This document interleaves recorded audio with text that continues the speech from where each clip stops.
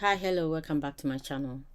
Alright, so this part of the video we will be looking at the product service. We'll be diving in to look into the product service, and which is the main crucial component of our Ocean platform. It's responsible for managing product related data, enabling users to view and interact with product listings and so forth in that. So stay tuned as we dive into the product services. The next service that might be of interest at the moment, I think the main thing will be in terms of our services. The main thing that we can look at is product, because product need to be there for the payment, for the order, for the notification, and it also need to be there before the gateway. So that is the next one I'm gonna take a look. And do get your coffee ready, because this is a long one. Okay, there are a lot of mistakes here. I hope to correct it, but each of these I've got a test for it in my Postman.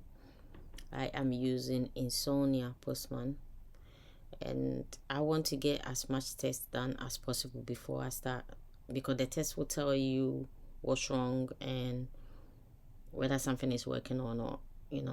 That's what tests are there for. Normally early testing for API is manual testing, isn't it? And then you write your manual scripts in your Postman, right? Okay, so when I go through it, when I'm done, I'm gonna show you what kind of tests I have for this particular service, because in the near future I want us to build our API tests, and that will be our main integration test, and that will be easier for us rather than relying on the manual scripting, right? So take a deep breath and let's dive in. So the first thing we're gonna look at is the dependencies for products. Okay, and when I set this up, I started using, just looking for Java 23. Okay, and so the first thing we've got here on the list is Spring Boot Starter Data JPA. Okay, this is for the database interactions. So when you create your entities or modules, you need databases to, when you do all your setters and getters and all those stuff is, and then you set up, we'll take a look anyway. I don't know what I'm talking about. You need JPA, Java Persistence Server. The JPA stands for Java Persistence API, and the main purpose of it is to bridge the gap between the relational database module and the object-oriented programming in Java. So it builds that bridge, and that's what we will take a look at it in a minute. Validation. So we got Spring Boot Starter validation, and sometimes we use validations for some of the modules, just so that you can set up validation. So if something isn't correct, let's say you want the first name to be just test and no numbers, you can set up validations for it. So, and then we've got the Spring Boot Starter web, and you need this, okay, to add to this dependency. And then we've got Spring Cloud Starter config. This is to do with the config server.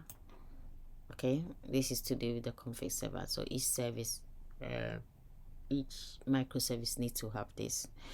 Then we need to have Spring Cloud Starter Netflix client, Eureka client. So when you add the Eureka client to this service, you will get this Spring Cloud Starter config. Okay, then you need Postgres, of course, because this is the database, and you need the runtime version or the scope. We need Lambbook, and then we need the tester dependencies. We got Kafka. We need it because we will configure the messaging service as well, the producer in the product service. And another thing that you will need is Kafka clients. So we got Spring Boot Kafka. When you add Kafka, it will add the rest of the dependencies to it. And then actuator will be added if you add, I think if you add tracing, Brave, actuator is added as well. We've got Zipkin reporter too.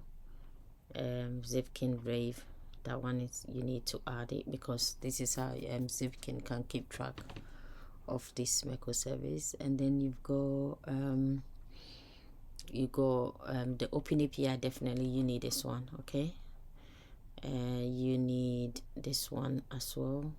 This one is the UI, this one is the API. Definitely you need this. Pause this and add this to it one by one.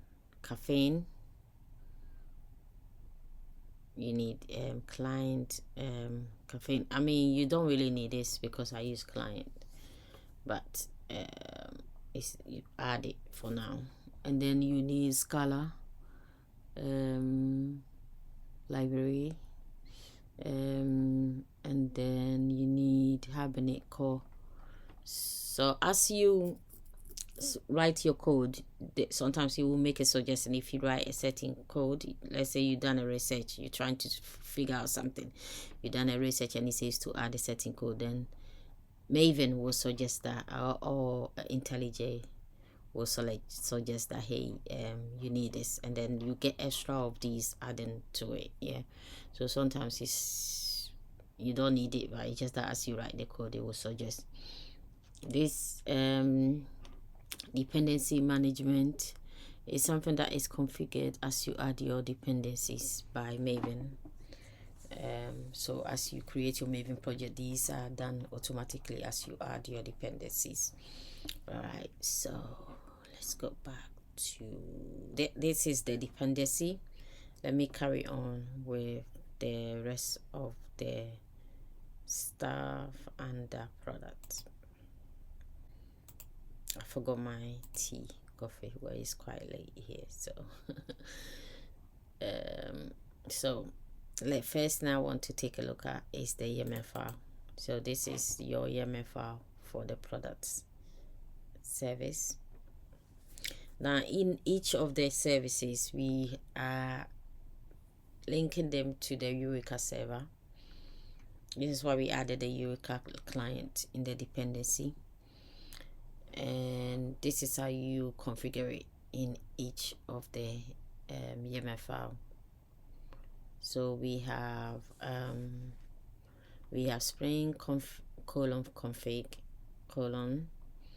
import optional configuration server http //localhost 8888, that's the Eureka port and Eureka localhost URL. Then you got application name. Remember, each of them needs an application name. Why? Let's take a serious note on this application. The application name is product -service, or you can say dash service. Okay, it doesn't really matter how you name it, but you need to make sure when you name it like this, copy. Okay, did I say cut or copy? Right. And then if we go back to the config server, if you come back to the config server, I'm gonna have to end it here, and then in the next video we'll pick up from the config server, the YAML file for product. All right, take care, bye bye.